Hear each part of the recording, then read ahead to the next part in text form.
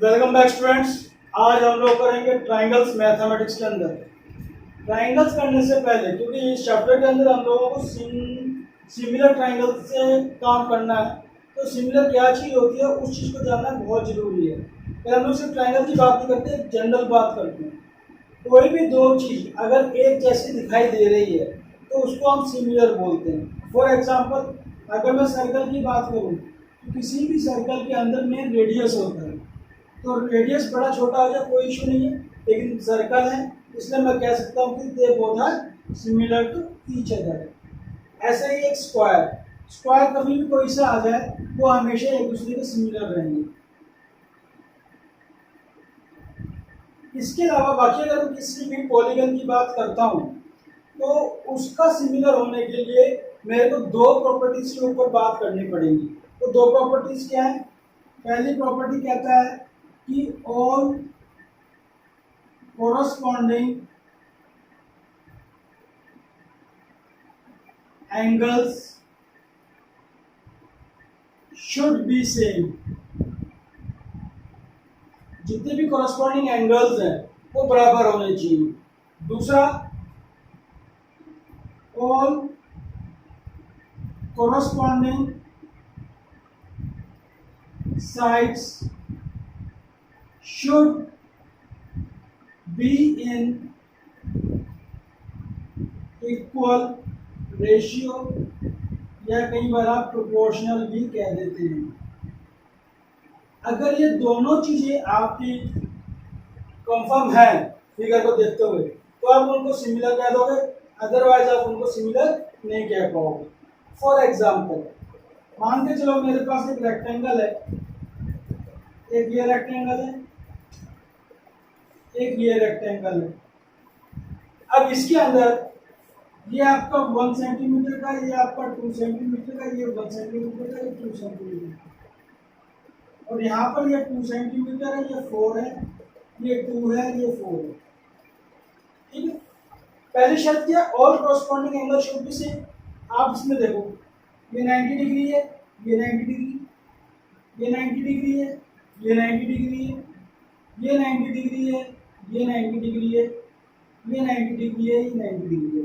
इसका मतलब चारों एंगल इसके और चारों एंगल इसके बराबर है। दूसरा, all corresponding side should be in equal ratio. उसको कैसे देखेंगे? अगर पहले आप ये लेते हो तो यहाँ पे 1 है और यहाँ पे क्या है 2, तो इसका रेशियो क्या हो गया 1:2। अब यहाँ आ जाइए, यहाँ 2 है, यहाँ क्या है 4, 2/4, 2/4 को काटोगे तो क्या हो जाएगा 1/2। फिर तीसरे वाले पे आ जाइए, यहाँ 1 है, यहाँ पे 2 है। चौथे वाले पे आ जाइए, 2/4, इसको काटोगे तो 1/2। तो इसका मतलब चारों साइड की जो रेशियो है, कॉरस्पॉन्डिंग रेशियो, वो बराबर आ रही है।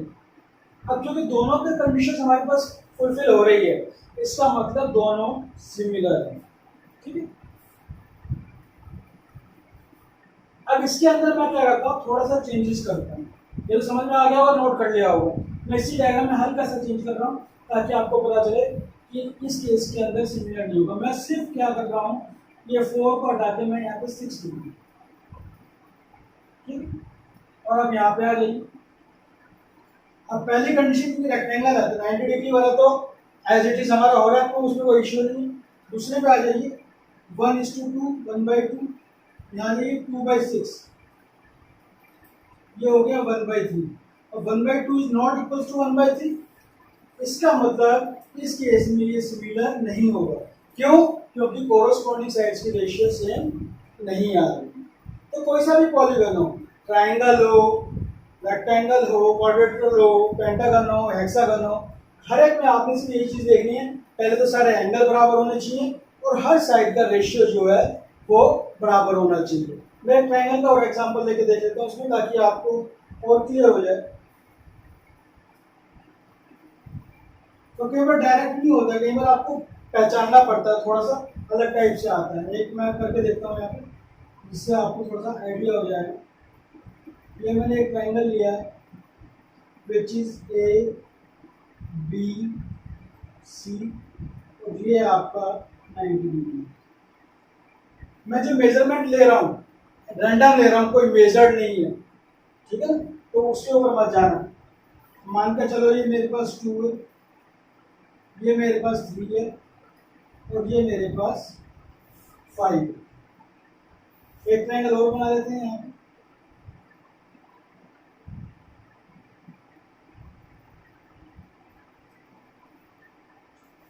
दिस इज ABC, तो दिस इज DEF। इसमें एक काम करते हैं कि एंगल ए को 60 डिग्री मान लेते हैं। तो यहाँ पे मैं एंगल डी को 60 डिग्री मान लेता हूँ। यहाँ से वो मान रहे हैं, ऐसा चीज नहीं है आपको कि ये पॉसिबल है पॉसिबल नहीं है। अगर मैं पैथागोरस थ्योरम लगाऊं तो हो सकता है पॉसिबिलिटी ना हो, लेकिन ये चीज़ मैं आपको समझाने के लिए कर रहा हूँ। अब यहाँ पर 2 है तो मैं इसको 4 मान लेता हूँ, और ये 3 है तो मैं इसको 6 मान लेता हूँ, और इसको 10 मान लेता हूँ। अब यहाँ पर अगर पाइथागोरस थ्योरम लगाओगे तो शायद ये गलत हो जाए, मे भी 100% गलत है, तो उस हिसाब से मेजरमेंट गलत है, लेकिन सिर्फ समझाने के हिसाब से कि आप समझ जाइए इस चीज़ को, ठीक है ना। अब देखिए पहली कंडीशन में आप देखोगे तो एंगल बी जो है आपका एंगल ई के बराबर, एंगल ए जो है आपका एंगल डी के बराबर, और एंगल सी जो है वो एंगल एफ के बराबर है। इसका मतलब क्या हुआ कि इस ट्राइंगल में तीनों एंगल्स इस ट्राइंगल के तीनों एंगल्स के बराबर है। क्लियर? चलिए, इसका मतलब मेरे पास पहली कंडीशन हो गई है। सेकंड पे आइए। सेकंड को आप यहाँ से देखोगे कि जैसे अगर आप यहाँ ए बी ले रहे हो तो ये रहा ए, ये रहा बी, तो ये हो गया आपका ए बी। अब उसमें कौन सी साइड लोगे वो यहीं से पता चल जाएगा। ए के क्रॉसपोंडिंग क्या है डी, तो यहाँ लिखोगे डी, नीचे लिख दो से, और बी के क्रॉसपोंडिंग क्या है। अब इनकी वैल्यूज डालिए। ए बी की वैल्यू 2 है और डी ई की वैल्यू 4 है, तो ये 2/4 क्या हो गया आपका, हाफ। ठीक, अब दूसरी साइड ले लीजिए, बी सी ले लीजिए। बी सी के लिए बी ई के क्रॉसपोंडिंग है तो ई लिखोगे, सी एफ के क्रॉसपोंडिंग है तो एफ लिखोगे। अब बी सी की वैल्यू कितनी है 3 और ई एफ की वैल्यू कितनी है 6, तो ये कट के कितना हो जाएगा, हाफ। यहाँ पे भी कट रहा है, दिखाना पड़ेगा, ठीक है ना। अब तीसरी साइड पे आ जाइए। ए सी, ए के क्रॉसपोंडिंग क्या है डी, और सी के क्रॉसपोंडिंग क्या है आपका एफ। चलिए, ए सी कितना है आपका 5 और डी एफ कितना है 10, कट के ये भी हाफ हो जाएगा। तो कहने का मतलब तीनों कॉरस्पॉन्डिंग साइड्स की रेशियो हाफ आ रही है, सेम है, तो इसका मतलब सेकंड कंडीशन भी फुलफिल हो रही है। तो इसका मतलब मैं क्या पाऊंगा यहाँ पे कि दोनों ट्राइंगल जो है मेरे सिमिलर है। मेरे ख्याल से कोई सा भी पॉलीगन आपके पास आ जाए, आप बता पाओगे कि वो आपका सिमिलर है या नहीं है। देखो, अगर आपका सर्कल 2 सर्कल आते हैं तो 100% सिमिलर होंगे, वहाँ सोचने की जरूरत ही नहीं है। 2 आपके पास स्क्वायर आते हैं, कोई से आ जाए, किसी मेजरमेंट के आ जाए, तो 100% आपके सिमिलर होंगे। इन दोनों के अलावा बाकी सब के लिए आपको चेक करना पड़ेगा। मेरे ख्याल से क्लियर हो गए। अब बुक्स के कुछ एग्जांपल्स देख लेते हैं। बुक्स में अगर एग्जांपल्स होंगे, इसमें ऐसा कोई एग्जांपल्स है नहीं, लेकिन आप इसके बेस पे एक्सरसाइज 6.1 आप कर पाएंगे। कोई भी आपको दिक्कत है एक्सरसाइज 6.1 में तो आप मेरे से पूछ सकते हैं, ठीक है ना। और इसी वीडियो के अंदर मैं एक्सरसाइज 6.2 का भी स्टार्ट कर रहा हूँ। एक्सरसाइज 6.2 के अंदर सबसे पहले बहुत इंपॉर्टेंट थ्योरम आती है which is known as basic proportionality theorem. ये आप मान के चलिए कि ये 90% आपके एग्जाम में आएगी ही आएगी।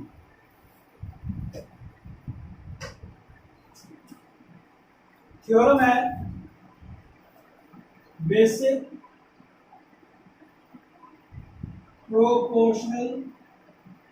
Proportionality theorem. इसको कई बार हम शॉर्ट फॉर्म में बीपीटी भी बोल देते हैं।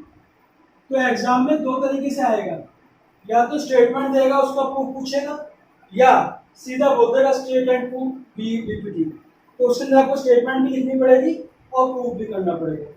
इसकी स्टेटमेंट क्या है? स्टेटमेंट इसकी कहता है if a line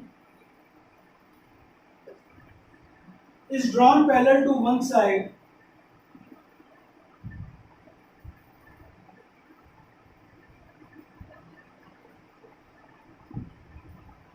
is drawn parallel to one side of a triangle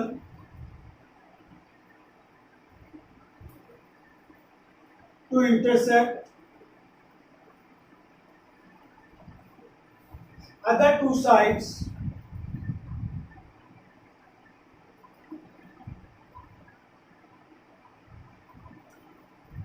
and distinct points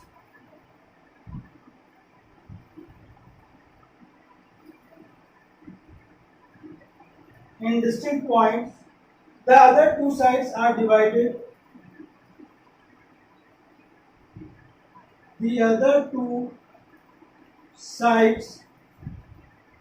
divided in the same ratio.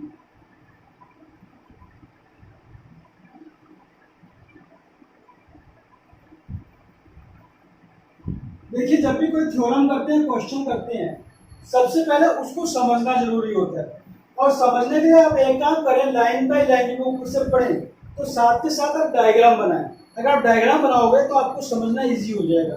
देखो क्या कहता है, if a line is drawn parallel to one side of a triangle. पहले एक triangle की बात हम लोग कर रहे हैं, तो पहले आप एक अपने हिसाब से कोई भी एक ट्रायंगल बना लीजिए। मान लीजिए ये ट्रायंगल आपने बना लिया, ट्रायंगल का नाम हमने दे दिया ए बी सी। अब क्या कह रहा है, if a line is drawn parallel to one side of a triangle, किसी भी एक लाइन के अपोजिट में पैरेलल लाइन बनानी है ताकि बाकी दोनों साइड्स को इंटरसेक्ट करे। तो ऊपर नहीं बनानी है, बीच में बनानी है। तो आप क्या करेंगे, यहाँ पे एक पैरेलल लाइन बना देंगे, इसका नाम दे देंगे डी। तो आप यहाँ लिख देंगे B1, DE is parallel to BC। ये आपको गिवन है, ठीक है। आगे क्या कहता है, the other two sides are divided in the same ratio. आपको प्रूफ क्या करना है, इसमें प्रूफ यह करना है कि जो बाकी दो साइड्स बची आपकी, ये वाली साइड और ये वाली साइड, डी और इसको बांट रहा है बीच में से, तो जो डिवाइड कर रहा है ये इक्वल रेशियो में। कहने का मतलब आपको प्रूफ करना है AD by DB equals to AE by EC। ये आपको प्रूफ करना है। अब इसको प्रूव करने के लिए इसके अंदर आपको कुछ कंस्ट्रक्शंस करने पड़ेंगे। बगैर कंस्ट्रक्शंस के प्रूव नहीं होंगी, तो ध्यान रखिएगा। दोबारा बोल रहा हूँ कि इस थ्योरम को बार बार कीजिएगा, क्योंकि ये मैक्सिमम टाइम्स एग्जाम में आती है। कंस्ट्रक्शन, 4 कंस्ट्रक्शंस करनी है, और जब भी हम कंस्ट्रक्शंस करते हैं ध्यान रखिएगा कि हम डॉटेड लाइंस में करते हैं, ठीक है। तो इसमें सबसे पहले आप बी से एक परपेंडिकुलर लाइन बनाएंगे AE के ऊपर, इसका नाम आप रख दीजिए M। तो पहला क्या है आपका, draw DM perpendicular to A। दूसरा E से बनाइए AD के ऊपर, ये भी आपका परपेंडिकुलर बनेगा। हो सकता है दिखे ना, बट ये शुड बी परपेंडिकुलर, और इसका नाम रख दीजिए N। तो दूसरा आपने क्या किया, DN परपेंडिकुलर टू AD। तीसरा आप BE को ज्वाइन कर दीजिए,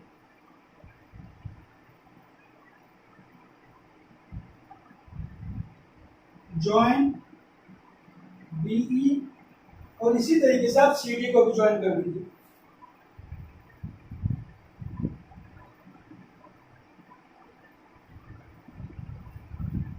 ज्वाइन BE एंड C।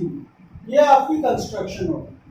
अब इन्हीं चीजों को यूज करके हमें ये चीज प्रूफ करनी कैसे, मैं आपको बता देता हूँ। हम लोग क्या करेंगे, यहाँ पे 2 ट्राइंगल्स लेंगे, उन दोनों ट्राइंगल्स का एरिया निकालेंगे, और उन ट्राइंगल्स की हम लोग रेशियो निकालने की कोशिश करेंगे। वहां से जाके हम लोग कुछ करेंगे। तो सबसे पहले आप देखो, मैं बात करता हूँ ADE की। तो मैं कहता हूँ एरिया ऑफ ट्राइंगल, मैं प्रूफ जरूर लिखेंगे। ध्यान रखिए, एक एक चीज मेंशन है क्योंकि स्टेप वाइज मार्किंग होती है, कोई भी चीज आप मिस करोगे मार्क्स कट जाएंगे। तो यहाँ पे आप लिखोगे एरिया ऑफ ट्राइंगल ADE। किसी भी ट्राइंगल का एरिया जो होता है वो half into base into height होता है, वो आप लोग जानते हैं। तो एरिया ऑफ ट्राइंगल आप निकालोगे तो हाफ अब यहाँ पे ध्यान से देखोगे कि बेस मेरा एडी भी बन सकता है, ए भी बन सकता है। दोनों लेंगे हम, लेकिन एक एक करके लेंगे। तो ठीक है ना। सबसे पहले हम लोग एडी की बात करते हैं। जब हम हाफ इंटू एडी ले रहे हैं बेस, तो इसके हिसाब से मेरी हाइट क्या हो गई, एन ई क्यों हो गई, क्योंकि इस पर 90 डिग्री है, इसकी हाइट हो गई। ठीक। अब इसी के साथ आपने क्या करना है, इसी बेस के साथ एक और बेस लगा हुआ है बीडी। आपने बीडी के रेस्पेक्ट में एरिया निकालना है, लेकिन बीडी के रेस्पेक्ट में कौन सा ट्राइंगल है आपका, तो आप ध्यान देखो बी डी ई। देखो जब आप इस साइड से निकाल रहे हो पहला एरिया इस बेस पे है, तो दूसरा ट्राइंगल का एरिया इस बेस पे निकालोगे, ताकि आप इन दोनों का रेशियो निकाल सकें। ठीक है ना। तो आप यहाँ पे निकालेंगे area of triangle B D E, again half base हो जाएगा बी डी। अब क्वेश्चन आता है कि यहाँ पे हाइट क्या होगी। इसके लिए मैं आपको एक छोटा सा यहाँ पे एक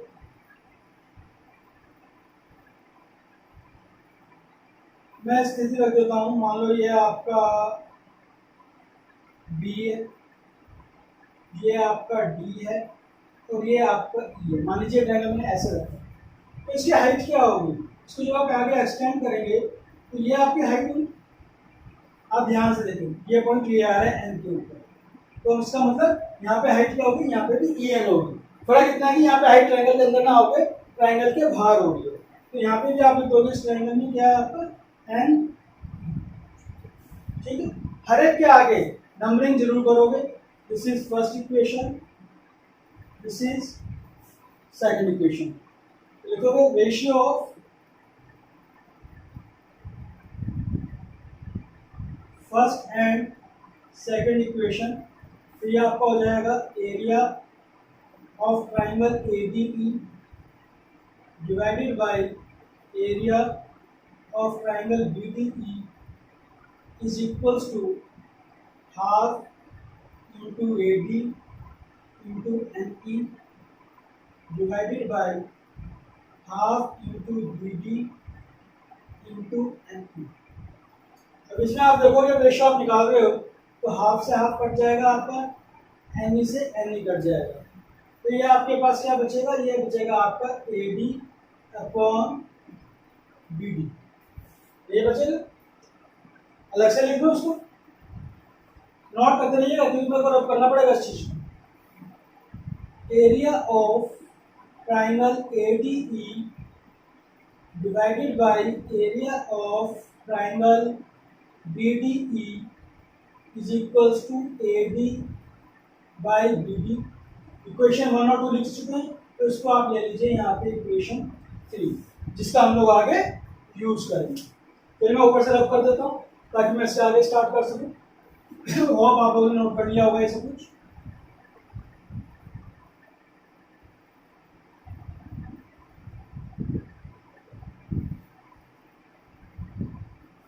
अब आ जाइए आप इस साइड से, क्योंकि मैंने यहाँ पे तो बेस ले लिया। देखो पहले मुझे ए डी और बी डी चाहिए था, ए डी बी डी आ गया मेरे पास। अब अगला क्या चाहिए मुझे, ए ई और ई सी, तो यहाँ से हम ए ई सी वाला लूँगा। तो वापस आप यहाँ पे लीजिए area of triangle A D E, half into base into height, half base हो गया आपका ए ई और हाइट हो गया आपका डी एम। तो आपके पास ये हो गया, इसको आप ऐसा इक्वेशन 4 रख दीजिए यहाँ पे। उसके बाद इसके कोरोस्पोंडिंग दूसरा ट्राइंगल जैसा हमने वहां पे लिया था, तो वो आ जाएगा ई सी डी। तो लीजिए यहाँ पे area of triangle ECD equals to half into EC base. जैसे पहले हमने हाइट निकाली थी उसी तरीके से हाइट आप दोबारा निकालेंगे। EC बेस हो गया और हाइट आपका DM हो जाएगा, इसका एक्सटेंड हो गया जैसे हम लोगों ने यहाँ पे किया था। क्लियर है ना। थोड़ा सा मुश्किल लगेगा लेकिन बाबा प्रैक्टिस करोगे तो बहुत आसान हो जाएगा। प्रैक्टिस चाहिए इसमें। अब क्या करोगे, फोर्थ और फिफ्थ का रेशियो निकालोगे जैसे यहाँ लिखा है, तो यहाँ पे लिखोगे ratio of fourth and fifth equation. 2-3 line और ड्रॉप कर देता हूँ यहाँ से। डायग्राम को भी कर सकते हैं आप, डायग्राम का हमें सच रिक्वायरमेंट नहीं है, तो लिख चुके हैं सब कुछ। area of triangle ADE by area of triangle ECD equals to half into AE into DN, half into EC into DN। Half से हाफ कट जाएगा, DN से DN कट जाएगा, तो ये क्या हो जाएगा आपका AE अपॉन EC। तो जैसे हमने पहले अलग करके लिखा था, यहाँ पे भी हम अलग करके लिख देते हैं इसको। Area of triangle ADE by area of triangle ECD is equals to AE by EC। Equation number ये हो जाएगी आपकी 6। ठीक है, अब मेरा काम सिर्फ इसका है, थर्ड का और 6 का काम। साथ में एक चीज और है, उसका डायग्राम की रिक्वायरमेंट पड़ेगी। अच्छा हुआ रब देखिए हम लोगों ने रब करते तो हम लोग दिक्कत में आ जाए। अब यहाँ पे थोड़ा ध्यान से देखोगे आप,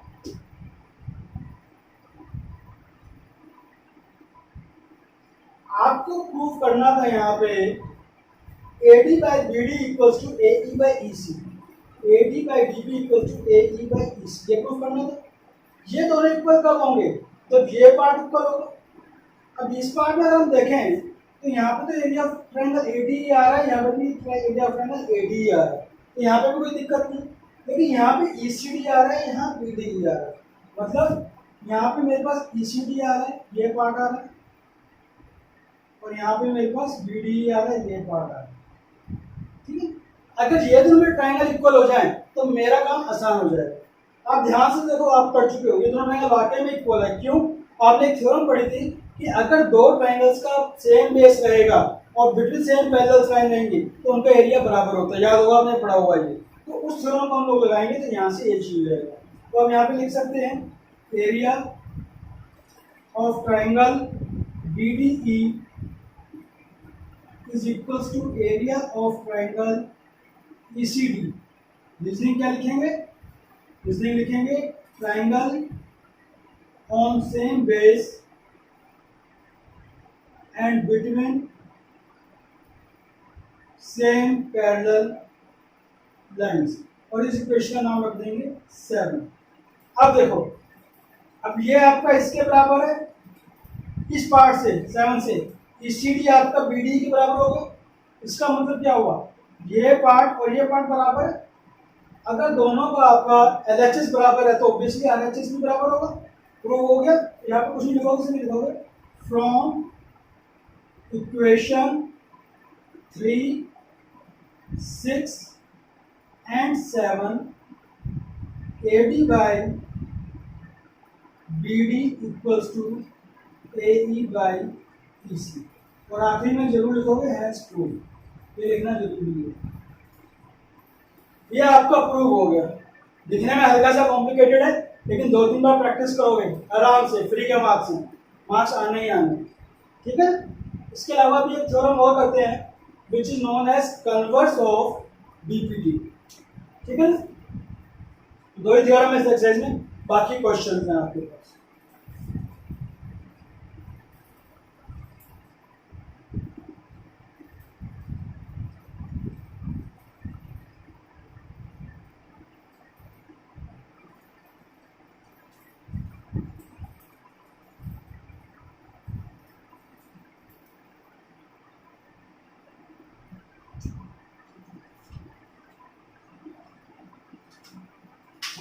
ये है आपका थ्योरम 6.2। थ्योरम 6.2 है, if a line divides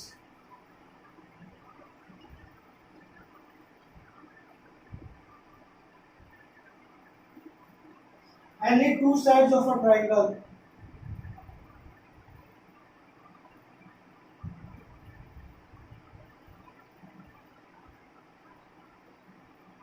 in the same ratio,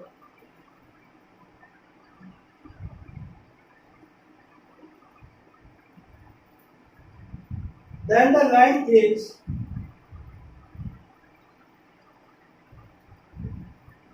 parallel to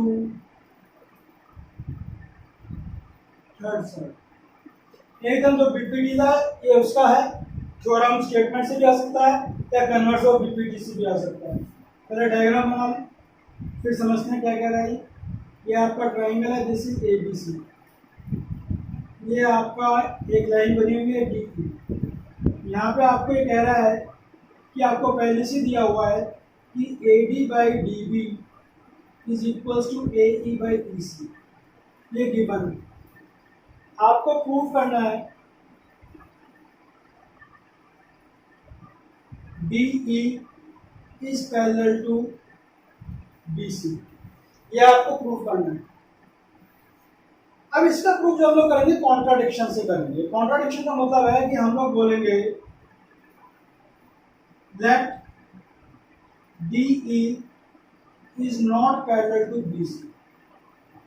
हम लोग मान के चलते हैं कि DE जो है BC के पैरेलल नहीं है, तो कोई तो लाइन होगी, तो हम कहते हैं that DF is parallel to BC। कोई ना कोई लाइन तो होगी, तो कंफर्म है। तो यहाँ पे हम एक लाइन बना देते हैं, dotted line DF is parallel to BC। अगर DF BC के पैरेलल है तो इसका मतलब क्या होगा? इसका मतलब होगा AD by DB equals to AF by FC। क्यों होगा? बेसिक प्रोपोर्शनलिटी थ्योरम से होगा। तो यहाँ पे लिखोगे बाई बेसिक प्रोपोर्शनलिटी थ्योरम। लेकिन गिवन क्या है आपको? गिवन है आपको AD by DB equals to AE by EC। ये गिवन है। अब दोनों में देखोगे कि दोनों के आपके LHS सेम है। अगर LHS सेम है तो RHS सेम भी होंगे। तो आप यहाँ लिखोगे therefore AF by FC equals to AE by EC। मतलब AF by FC equals to AE by EC। Possible है ये? नहीं, ये कभी भी पॉसिबल नहीं हो सकता। ये तभी पॉसिबल हो सकता है जब E और F सेम पॉइंट हो। तो यहाँ पे लिखोगे it is not possible, it can only be possible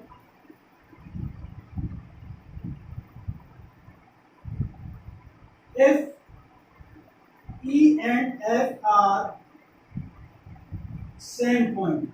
अगर E और F सेम पॉइंट है, इसका मतलब क्या होगा? जो हमने यहाँ सोचा था गलत सोचा था। It contradicts our supposition. Therefore आप लिखोगे D इज नॉट पैरेलल था, इसको कॉन्ट्राडिक्ट किया। इसका मतलब क्या होगा? DE is parallel to BC, hence proof. ये आपका इस चीज का प्रूव हो जाएगा। Yes, there are 3 examples। पहला एग्जाम्पल फर्स्ट की बात करते हैं हम लोग। एग्जाम्पल फर्स्ट कहता है if a line intersects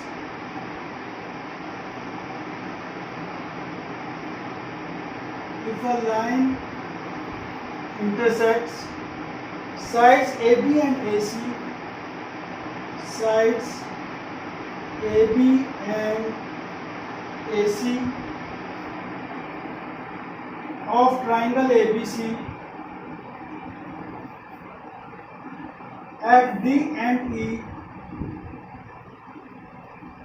respectively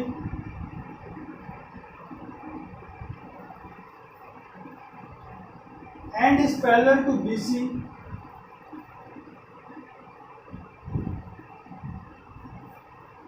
prove that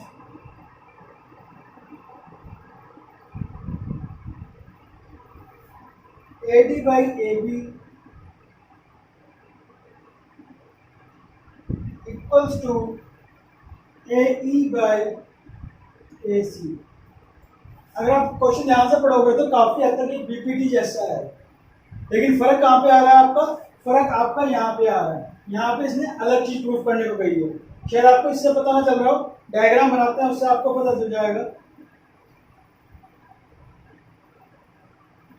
ये आपका A हो गया, ये आपका B हो गया, ये आपका C हो गया, ये आपका D हो गया, ये आपका E हो गया।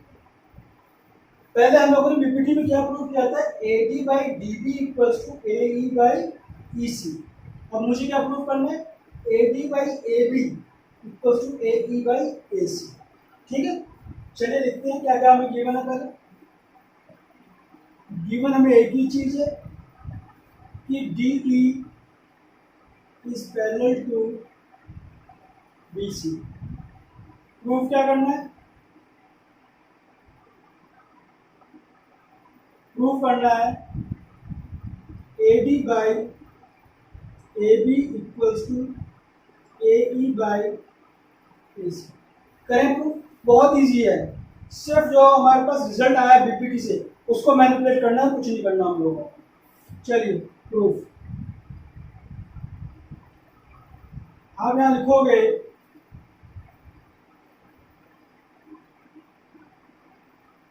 A B by D B equals to A E by B C, sorry A E by E सी।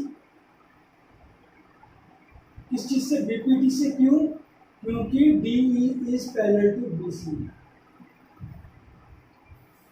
ठीक, अब ध्यान देना है, यहाँ पे ध्यान देने वाली बात यह है कि मुझे नीचे ए बी चाहिए, नीचे बी भी है। ठीक है, इसके आप कुछ मत करो, जो भी इक्वेशन आई है इसका रेसिप्रोकल ले लो पहले। जब आप रेसिप्रोकल लोगे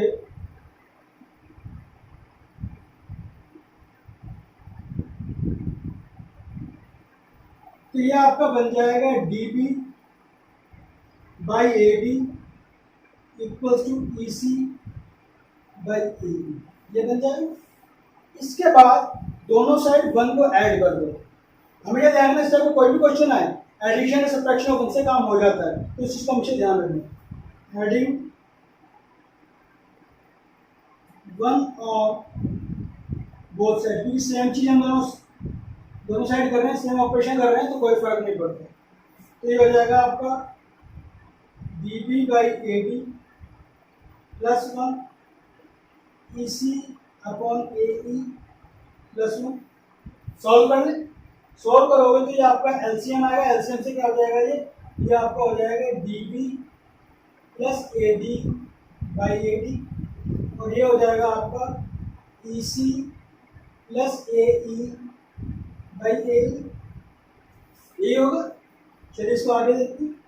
आगे D B plus A D, D B plus A D क्या हो जाएगा, ए बी हो जाएगा। इसको आप क्या लिख सकते हो, A B by A D, और ऐसे ही ई सी प्लस ए ई, ई सी प्लस ए ई क्या हो जाएगा, ए सी। इसको क्या लिख सकते हो आप, ए सी बाई ए ई। आपको प्रूफ यह करना है ए बी और ए सी नीचे है, इसमें ए बी और ए सी ऊपर है, तो वापस नीचे लाने के लिए क्या करना पड़ेगा, रेसिप्रोकल करना पड़ेगा। तो फिर दोबारा देखो, रेसिप्रोकल बोथ साइड्स, तो A B by A D हो जाएगा रेसिप्रोकल के बाद A D by A D, और ए सी बाई ए ई हो जाएगा ए E by A C. Check करो, यही प्रूफ करना था, A D by A B, A D by A B, A E by A C, A E by A C. आ गया ना, कुछ नहीं करना, रेसिप्रोकल किया, 1 ऐड किया, वापस रेसिप्रोकल किया, आंसर आपके पास आ जाएगा। तो आखिर में लिखो हेंस प्रूफ या हेंस सॉल्व, जो भी आपने लिखना वो आप यहाँ लिख सकते हो। और इसके साथ आपका ये एग्जाम्पल हो गया। मेरे ख्याल से क्लियर है, कोई मुश्किल नहीं है, ईजी है। नेक्स्ट एग्जाम्पल देखते हैं, example 2।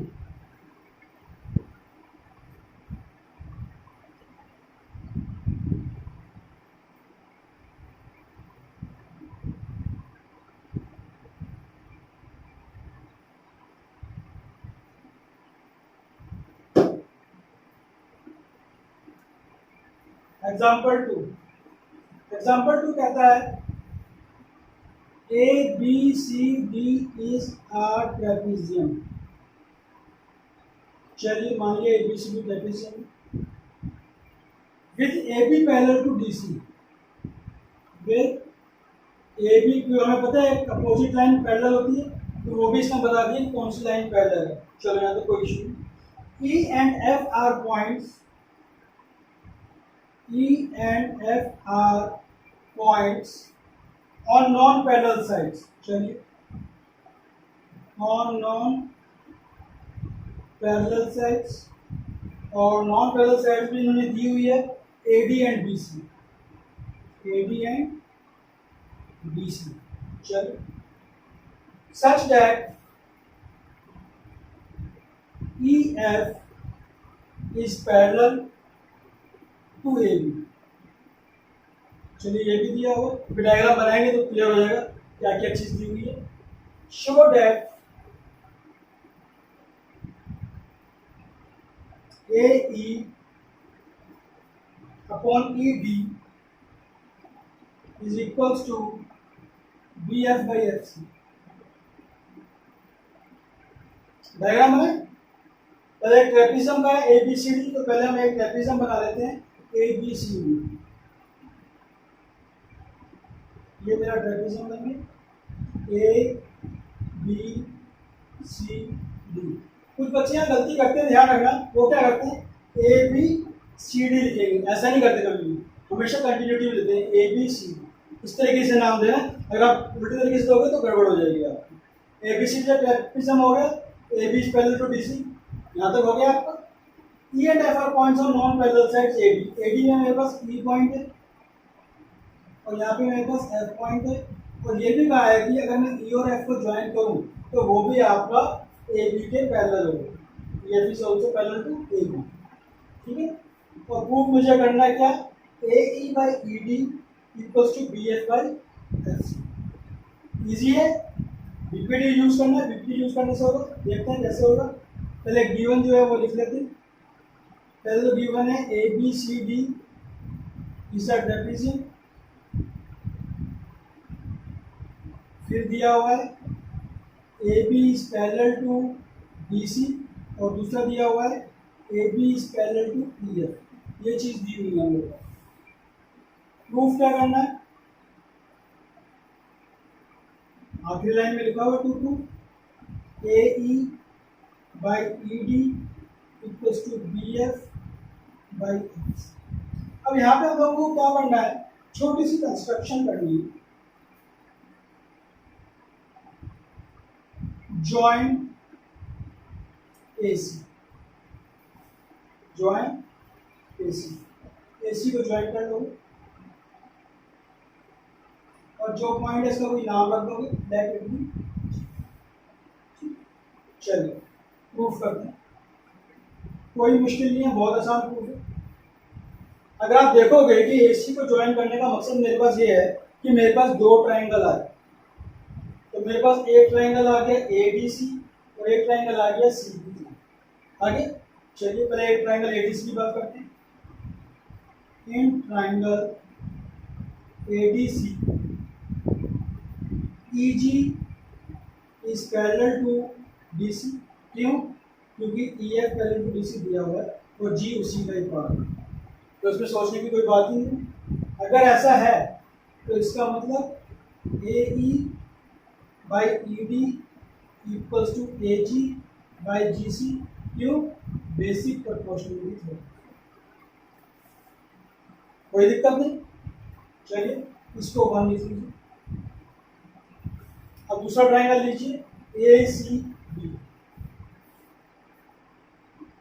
In triangle A C B, A C B में आप लिख सकते हो G F is parallel to A B. G F is parallel to A B, कारण जो ऊपर लिखा था कि E F is parallel to B सी।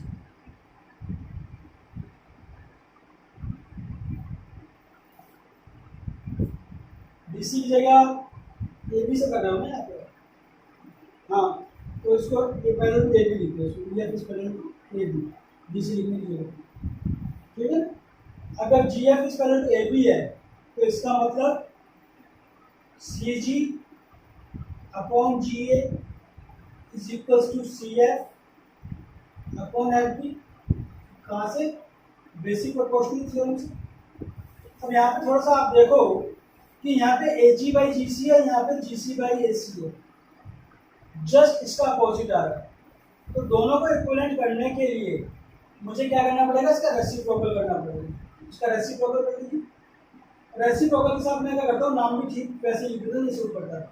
जी ए लिखा था, जी ए को मैं ए जी लिख देता हूँ। जी सी लिखा हुआ है तो सी जी को मैं बीसी लिख दो तो सेम है, यहाँ से कोई फर्क नहीं पड़ता, इसको आप जैसे मर्जी लिखिए C F by F B. ये इक्वेशन सेकंड हो गया, ठीक है। ऊपर एग्जांपल कब कर देते हैं,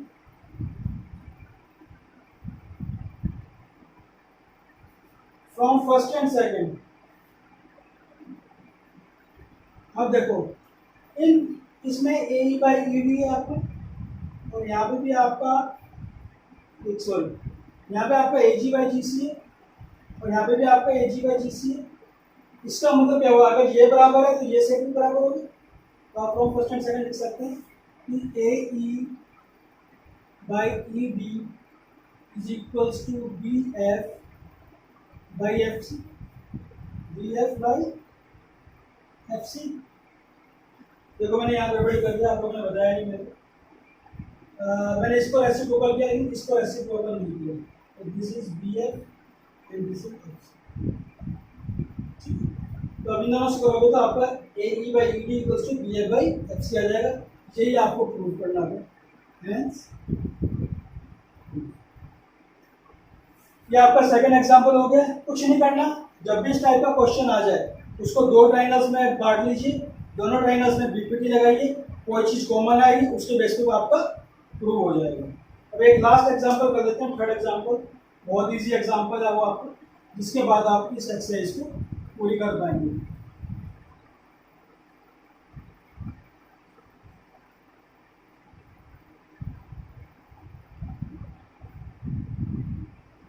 एग्जाम्पल 3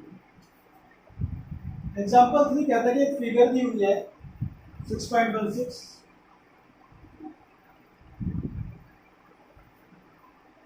कहता है उसके अंदर P S by S Q equal to P T by T R, ये दिया हुआ है। और दूसरा दिया हुआ है कि एंगल पी एस टी जो है वो पी आर क्यू के बराबर है। डायग्राम देखेंगे तो क्लियर हो जाएगा, ये सिर्फ क्वेश्चन में प्रूफ क्या करना है, proof that triangle P Q R, check करो, triangle P R Q is an isosceles triangle. देखिए डायग्राम पे, डायग्राम के अंदर एक ट्राइंगल बनाया हुआ, गिवन है आपको, पहले आपको लिख लो, और इसके दे दिया ये पी है, ये क्यू है, ये आर है, बीच में से एक लाइन जा रही है which is S N T. इसमें क्या दिया हुआ है, P S by S Q equals to P T by P R, तो ये दिया हुआ। दूसरा क्या दिया हुआ है, angle P S T equals to angle P R, ठीक है। और मुझे प्रूफ क्या करना है कि पी आर क्यू ट्राइंगल है वो आइसोसेलेस। पहले गिवन लिख लीजिए, क्या है given, in triangle P Q R P S by S Q equals to P T by T R, और angle P S T equals to angle P R Q, ये दो चीज़ दी है। और प्रूफ क्या करना है मुझे, प्रूफ करना है triangle P R Q is an isosceles triangle. ध्यान रखिएगा इसके अंदर आइसोसेलेस ट्राइंगल करने के लिए दो चीज प्रूफ कर सकते हो, या तो साइड बराबर हो या एंगल्स बराबर हो। क्योंकि हम सिमिलर ट्राइंगल्स के ऊपर काम कर रहे हैं, तो यहाँ पे जो साइड्स होती है वो रेशियो में होती हैं, तो साइड्स को बराबर करना थोड़ा मुश्किल होता है। लेकिन हम लोग यहाँ पे क्या कर सकते हैं, एंगल्स को इक्वल दिखा सकते हैं, तो उसी के ऊपर हम लोग कंसंट्रेट करेंगे। मैंने प्रूफ के अंदर आप स्टार्ट कर सकते हो कि आप यहाँ लिख सकते हो कि एस टी जो है वो क्यू आर के पैरेलल है। क्यों पैरेलल है, कन्वर्स ऑफ बीपीटी। क्यों, आपको के कन्वर्स ऑफ बीपीटी कहाँ से लग गया, यहाँ से कन्वर्स ऑफ बीपीटी इसलिए लग गया क्योंकि आपको दिया हुआ है कि P S by S Q equals to P T by T R. Converse of BPT में यही था कि अगर ट्राइंगल में रेशियो बराबर आ रही हैं तो जो लाइन होगी वो आपस में पैरेलल होगी, S T by Q R. इसका मतलब क्या हो गया कि अगर ये दोनों एंगल ट्राइंगल दोनों लाइन्स आपकी पैरेलल हैं, तो क्या मैं लिख सकता हूँ angle P S T is equals to angle P Q. क्यों, corresponding angles are equal। हमने पढ़ा हुआ जो दो लाइन पैरेलल होती है तो corresponding angles बराबर होते हैं, but angle PST is equal to angle PRQ, ये आपको दिया हुआ है। तो एक तरीके से PST PQR के बराबर और PST PRQ आपको दिया हुआ, तो इन दोनों से क्या हो जाएगा, इन दोनों से हो जाएगा angle PQR equal to angle PRQ, मतलब ये एंगल और ये एंगल बराबर हो गए। अब ये एंगल बराबर हो गए, किसका पार्ट है, ये PQR ट्रायंगल का पार्ट है, तो इसका मतलब क्या हुआ, PQR जो है आपका आइसोसेलेस ट्रायंगल होगा। और therefore triangle PQR is an isosceles triangle, ये आपको पूरा होगा। इसी के साथ आप लोग सेकंड एक्सरसाइज को पूरा कर पाएंगे। सेकंड एक्सरसाइज को कीजिए, कोई प्रॉब्लम हो पूछिए मेरे से, कमेंट सेक्शन में पूछिए, व्हाट्सएप करके पूछिए, मेल करके पूछिए, आपकी मर्जी है, जो भी आपको प्रॉब्लम होगी उस चीज़ को दूर किया जाएगा। और फिर हम नेक्स्ट वीडियो में मिलेंगे थर्ड एक्सरसाइज के लिए। Thank you very much.